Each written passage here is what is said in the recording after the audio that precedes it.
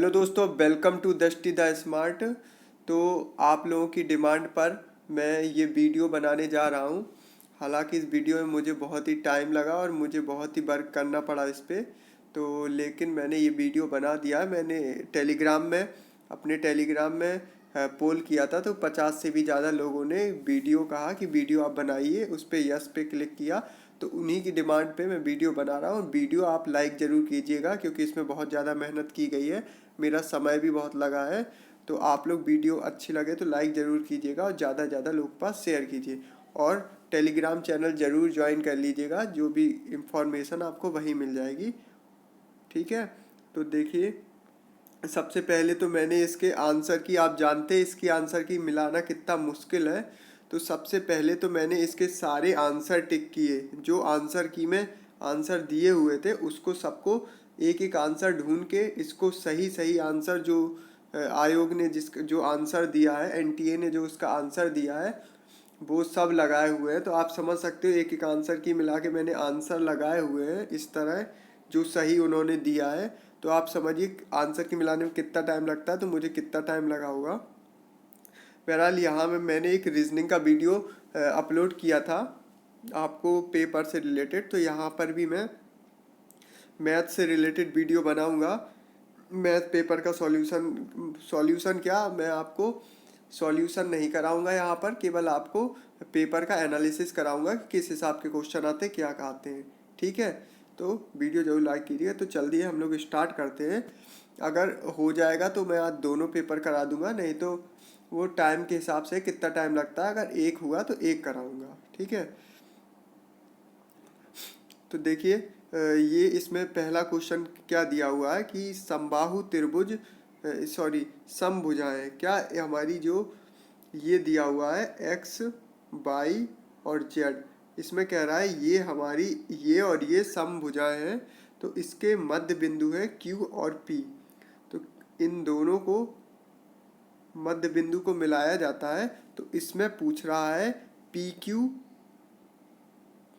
है इसके मध्य बिंदु। तो इसमें पूछा है आपको एक यहाँ पर इनमें से जो भी कथन सही हो वो इनमें से आपको बताना है। तो देखिए क्या होता है कि आपका ये और ये सेम है, तो इनका इनका जो मध्य बिंदु होगा, है ना, वो भी सेम होंगे। ठीक है, अगर ये सेम है तो एक्स क्यू और हमारा क्यू वाई भी सेम होगा, ये और ये भी सेम होगा, और ये भी सेम होगा। ठीक है, ये चारों आपस में बराबर हो जाएंगे क्योंकि मध्य बिंदु है। ठीक, तो मध्य बिंदु है तो, और जो ये दोनों बनेंगी हमारी, तो क्योंकि ये भी सेम है, ये भी सेम है, ये और ये सेम है, ये और ये सेम है, तो इस तरह ये दोनों भी सेम होगी। तो हमारी कौन कौन सी लाइन सेम हो जाएगी, तो आप देख लीजिए हमारी पी वाई और क्यू जेड सेम हो जाएगी।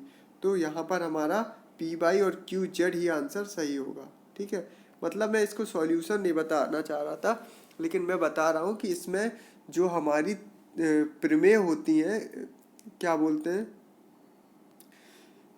हमारी जो त्रिभुज की प्रमेय होती हैं, तो वो आपको प्रमेय तैयार करके जाना है। ये एक प्रमेय है, डायरेक्ट प्रमेय है, तो इसको आप सारी प्रमेय तैयार करके जाइएगा त्रिभुज की। ठीक है, तो इस से क्वेश्चन से, हाँ, तो ये वाला क्वेश्चन बहुत ही अच्छा क्वेश्चन मिला है।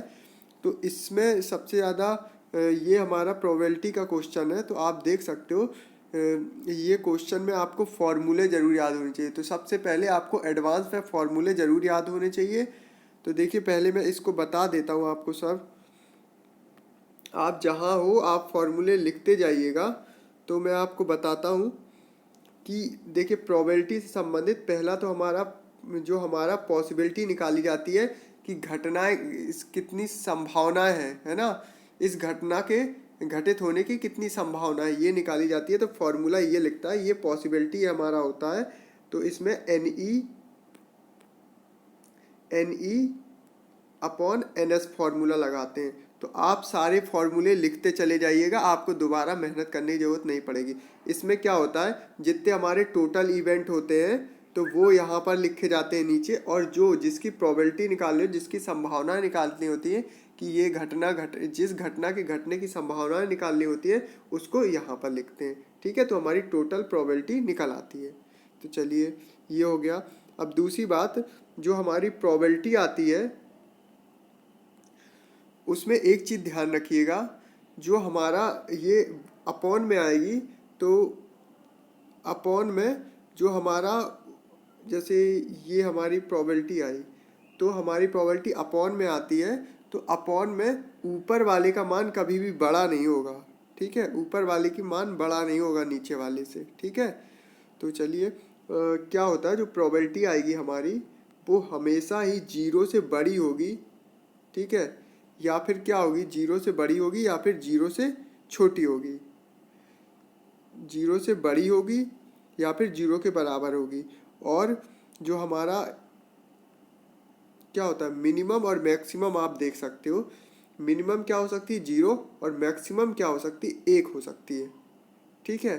तो ये है मेन इसका मुद्दा, कि इसके बीच में ये डायरेक्ट पूछ लिया जाएगा आपके में, क्योंकि इसमें आप देख रहे हो फॉर्मूले इस तरह पूछे गए हैं क्वेश्चन सारे, कि मतलब आपको फॉर्मूले याद होने चाहिए, डायरेक्ट आपको केवल पूछ लिया है कथन कौन सा सही होगा, तो ये भी आपको होना चाहिए कि ये जो हमारी प्रोबेबिलिटी होती है वो जीरो के से बड़ी या बराबर होगी और एक से छोटी या एक के बराबर होगी, ठीक है। तो एक ये फॉर्मूला हो गया। अब दूसरा होता, ये हमारा प्रोबेबिलिटी कितनी होगी कोई भी संख्या घटित होने की, अगर हम इसमें p में ऊपर डैश लगा देते हैं तो ये हमारा निकल के आएगा कि संभावनाएं नहीं होगी, है ना, ये घटित होने की संभावना ये नहीं होगी, तो इन दोनों का योग हमेशा एक आएगा। ये भी एक फॉर्मूला है, P E plus P E dash equal to 1। तो सारे फॉर्मूले आप लाइन से लिखते चलिए, तो मैं आपको बताऊंगा, और मैं जल्दी आने वाला हूँ इस फॉर्मूले पे जो कि यहाँ पर लगा है। तो ये हमारा, अब आते हैं, जैसे दो वस्तुएं हैं पी ए यूनियन बी, ठीक है, ए यूनियन बी, इसको यूनियन पढ़ते हैं, ठीक है।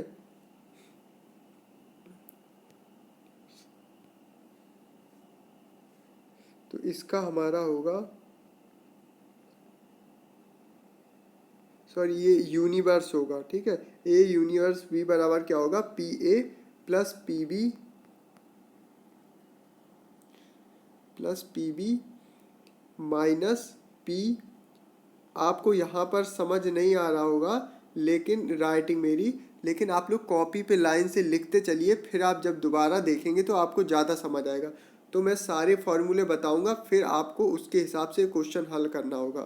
तो हमारा ए यूनिवर्स बी बराबर क्या होगा, तो हमारा ये होगा A union A plus B, और हमारा होता है ए यूनियन बी, ठीक है। तो चलिए नेक्स्ट फार्मूला क्या होगा हमारा, देखिए इसमें डैश आएगा, एक डायरेक्ट फार्मूला पूछेगा आपसे, ए यूनियन बी और बी का डैश पूछ लेगा।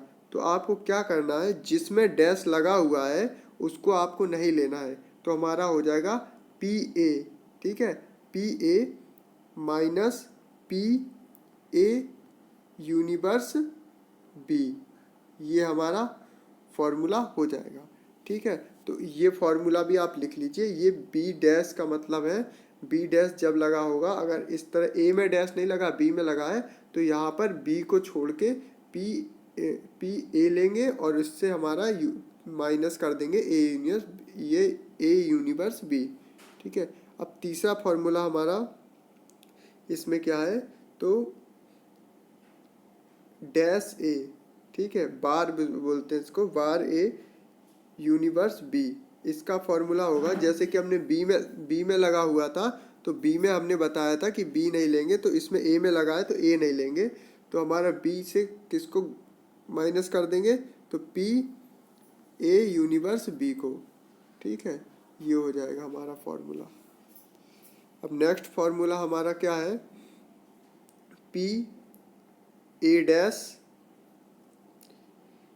यूनिवर्स बी डैश बराबर A B A union B. तो मैं आपको ये सारे फॉर्मूले इम्प्लीमेंट करना भी बता दूंगा, लेकिन आप ये सारे फॉर्मूले लिख लीजिए एक जगह पे, और आपको क्योंकि ये बुक में बहुत मुश्किल में ही मिलेंगे, तो आपको बता दे रहा हूँ, ये लिख लीजिए और इनको याद भी कर लीजिए, क्योंकि ये डायरेक्ट मैच द फॉलोइंग में आ सकते हैं। आपको अभी क्वेश्चन भी दिखाऊंगा मैं, ठीक है। तो ये हो गया। अब हमारा अगला क्वेश्चन है पी ए यूनियन बी बराबर क्या होगा, P A into P B. ये क्लास थोड़ी लंबी हो सकती है लेकिन आपके लिए अब ये इंटू कब होगा, जब ए और बी क्या होंगे, ए एंड बी इंडिपेंडेंट होंगे। ठीक है, जब इंडिपेंडेंट होंगे, जब क्या होगा हमारा ए यूनिवर्स बी बराबर क्या होगा, P A into P B हो जाएगा। नेक्स्ट जो हमारा ये फॉर्मूला जो आया है वो इस रूप में आया है, उसी का ये फॉर्मूला बता रहा हूँ। पी ए अपॉन बी बराबर हमारा क्या हो जाएगा, P A universe B upon P B. ठीक है, और दूसरा होगा P B upon A equal to P A universe B upon P A. ठीक है, ये फॉर्मूला होगा। इनको क्या बोलते हैं, ये हमारी ये हमारी कंडीशनल प्रोबेबिलिटी होती है। ये दोनों फॉर्मूले जो हैं कंडीशनल प्रोबेबिलिटी के फॉर्मूले हैं, तो इसको भी आपको याद रखना जरूरी है। ठीक, तो अब इसमें क्या कैसे याद रखेंगे, जो हमारा नीचे होगा वही नीचे लिखा जाएगा। ठीक है, तो इसमें बी नीचे है तो बी लिखा गया है, इसमें ए नीचे है तो ए नीचे। फॉर्मूले नोट करते चलिए, आपको यहाँ पर राइटिंग गंदी की वजह से समझ कम आ रहा होगा, लेकिन कॉपी में जब आप लाइन से एक साथ लिखेंगे तो ज़्यादा समझ आएगा। अब इसी को इम्प्लीमेंट करेंगे हम ये क्वेश्चन पे, तो आप देखिए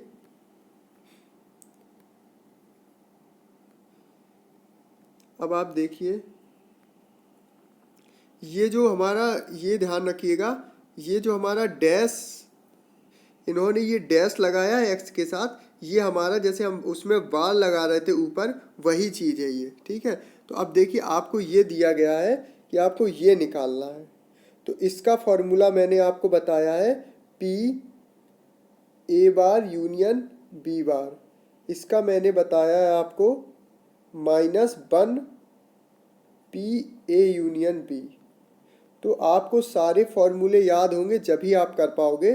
तो अब आप इसको, ये फॉर्मूला दिया था तो ये फॉर्मूला ये होगा, तो इससे आपको मतलब पहले आपको ए यूनियन बी पता होना चाहिए। ठीक है, ए यूनियन बी पता होना चाहिए।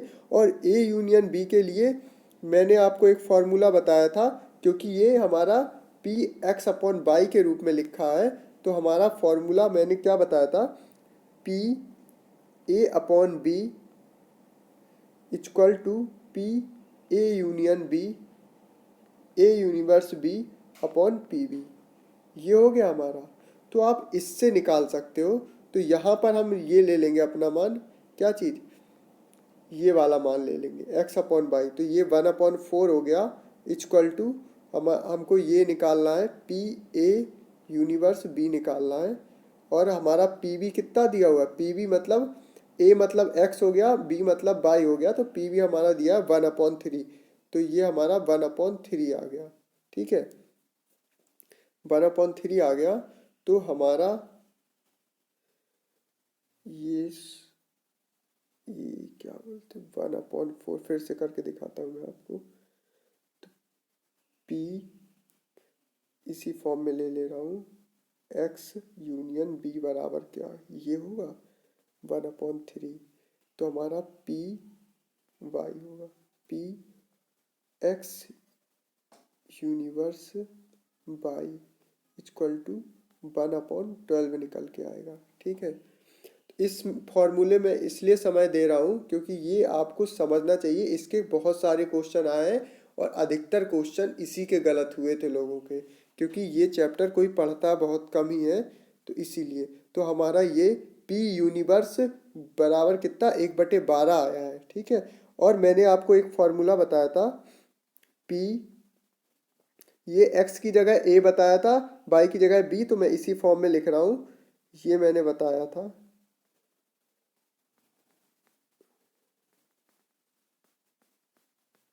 Minus P X union B, ये बताया था। अब आपको ये वैल्यू पता चल गई है, सॉरी ये वैल्यू आपको अब पता चल गई है, ठीक है। आपको निकालना है ये वैल्यू, ठीक।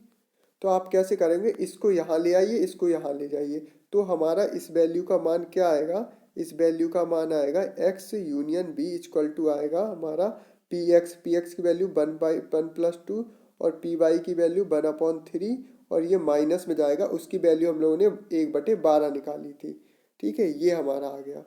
तो अब ये हमारा कितना होगा जाके, हमारा होगा 5/6 और ये दिया हुआ है हमारा -1/12। तो आगे देखते हैं 5/6 -1/12।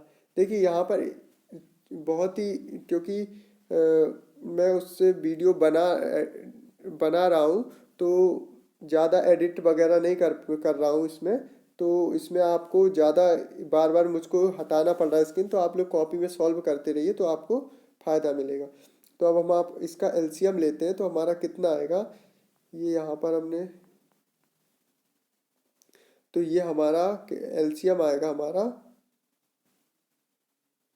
ये हमारा 9/12 आएगा, ठीक है। आप लोग कर लीजिएगा, ये हमारा क्या होगा, दोनों 12 बन जाएंगे, ये 10 में से एक जाएगा, 9 बच जाएगा, ठीक। 9 बचे तो इसको काउंट कर दो, 3/4 आ गया। ये क्या आया है हमारा, ये हमारा आया है, ये हमारा आया P 3/4 हमारा क्या आया था, P x universe union B x union y, ये आया हुआ था, ठीक है। तो अब क्योंकि ये फॉर्मूला बहुत लंबा, अब हमको निकालना है, ये चीज़ निकालना है, ये चीज़ निकालना है।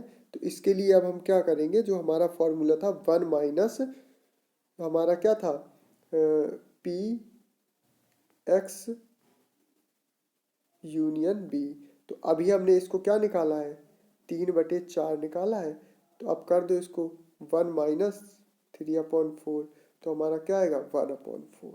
ये तो मतलब इसमें मैंने आपको इतना समय इसको एक क्वेश्चन में इसलिए दिया है क्योंकि इससे और भी क्वेश्चन है जो इससे रिलेटेड है, तो आपको इसके सारे फॉर्मूले पता होना चाहिए, इसलिए क्योंकि पूछा तो एक गया है लेकिन इसमें यूज सारे फॉर्मूले हैं। हाँ हो सकता है कि आपको गलत मतलब कम समझ आया हो इसमें, लेकिन आप 1-2 बार वीडियो देखेंगे तो आपको अच्छे समझ आ जाएगा। तो ये फॉर्मूला आपको मतलब सारे फॉर्मूले याद करने पड़ेंगे जब ही आपका ये सॉल्व होगा, ठीक। तो देखिए इसमें हमारा तीसरा आंसर आ रहा है क्या, 1/4, इस तरह इसको करना था।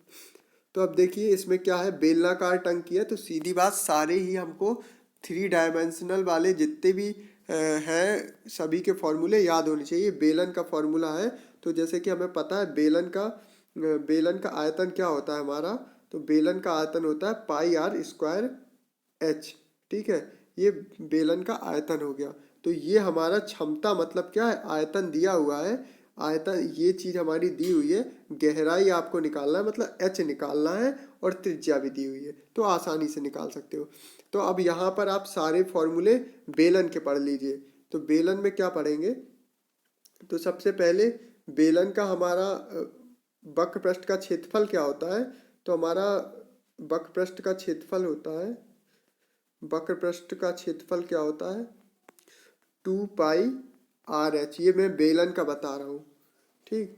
और हमारा संपूर्ण पृष्ठ क्या होता है, बेलन का संपूर्ण पृष्ठ होता है 2πr और ब्रैकेट में s+r। और हमारा बेलन का आयतन क्या होता है, तो आयतन होता है हमारा πr²h, ठीक है। ये सारे फॉर्मूले होते हैं, तो मैंने आपको बता दिए। अब देखिए ये हमारा है, तो मैं इसमें सॉल्यूशन नहीं बताऊंगा, उस क्वेश्चन का सॉल्यूशन जरूरी था इसलिए मैंने बताया। तो चलिए इसमें देखते हैं। अब ये सारे आपको चक्रवृद्धि ब्याज और हमारे साधारण ब्याज के फॉर्मूले भी याद होने चाहिए। तो इसमें देखिए कहा है कि 10% वार्षिक दर से 1.5 वर्ष का चक्रवृद्धि ब्याज, साधारण ब्याज का अंतर 183 रुपये है, तो ब्याज अर्धवार्षिक संयोजित किया जाता है। अर्धवार्षिक लिखा है तो क्या होगा, अर्धवार्षिक में क्या होता है, जो दर होती है वो आधी हो जाती है, तो मतलब हमारी दर 5% हो जाएगा और समय जो होता है दुगना हो जाता है।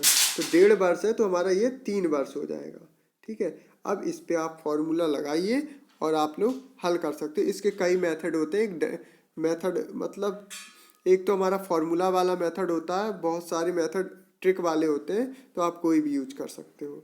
और बाकी मैंने सारे आंसर सही लगाए हुए जो आयोग ने दिए हुए हैं, तो आप लोग करके अपना सॉल्यूशन देख सकते हो। अब देखिए, कुछ चैप्टर हमारे बहुत अच्छे हैं जिनके आपको फॉर्मूले लर्न करने पड़ेंगे। जैसे हमारा सांख्यिकी वाला चैप्टर है, तो उससे बहुत सारे क्वेश्चन आए हैं।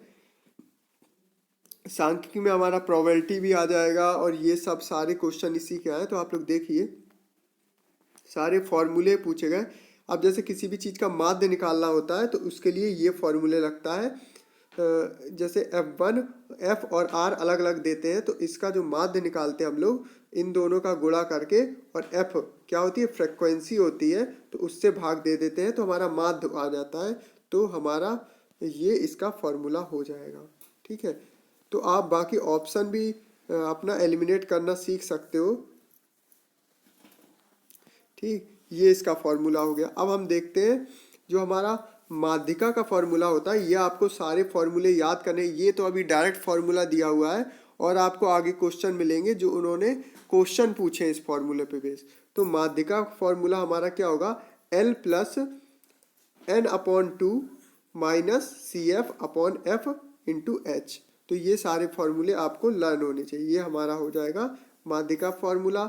और ये हमारा L plus F1 minus F2 F0 upon 2F1 minus F0 minus F2 into H, ये हमारा बहुलक का फॉर्मूला। तो आपको देखिए ये सारे फॉर्मूले लर्न होने चाहिए। अब ये माध्यिका माइनस माध्य, अब ये कैसे बना, तो ये भी आप देख लीजिए। तो हमारा ये फॉर्मूला होता है, ये बहुत इंपॉर्टेंट फॉर्मूला है, इसी को घुमा फिरा के पूछते हैं। बहुलक बराबर होता है 3 माध्यिका माइनस 2 माध्य, 2 माध्य, ये मेन फॉर्मूला होता है। और इसी फॉर्मूले को तोड़ फोड़ के घुमा फिरा के सब कुछ पूछते रहते हैं।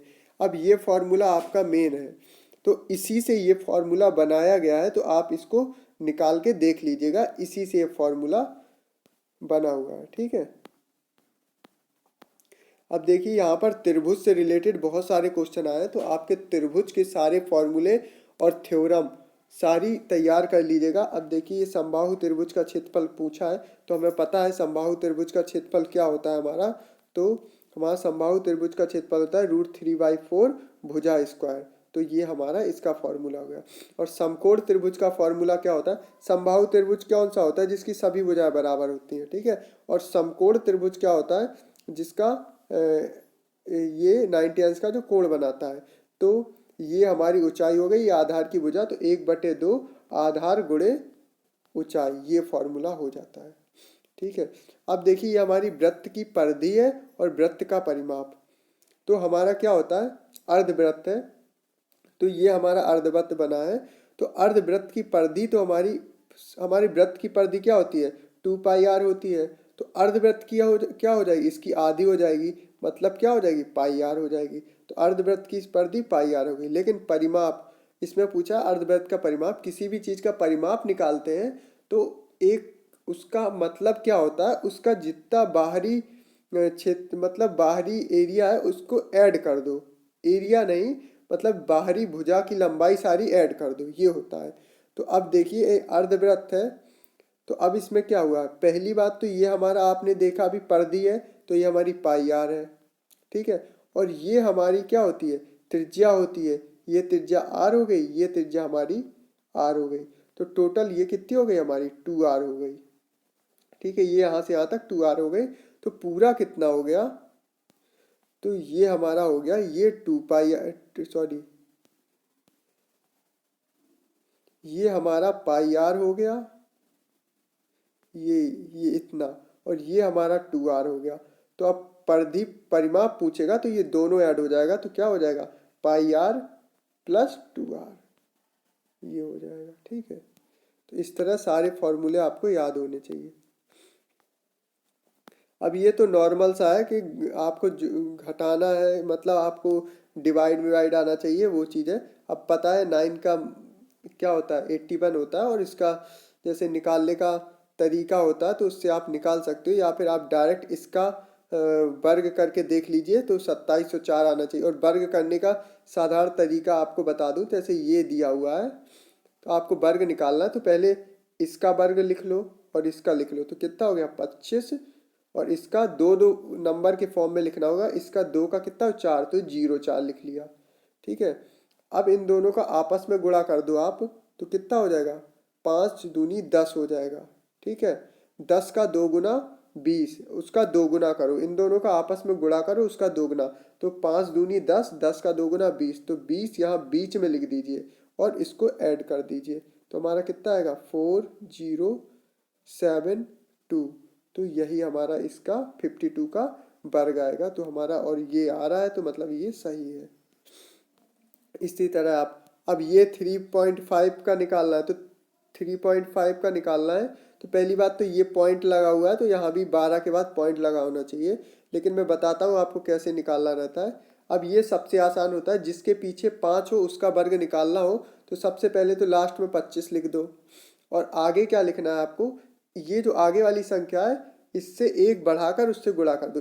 3 के बाद क्या था 4 आता है, तो 3 गुणे 4 कर दो 12, मतलब 12 25 इसका वर्ग हो जाएगा।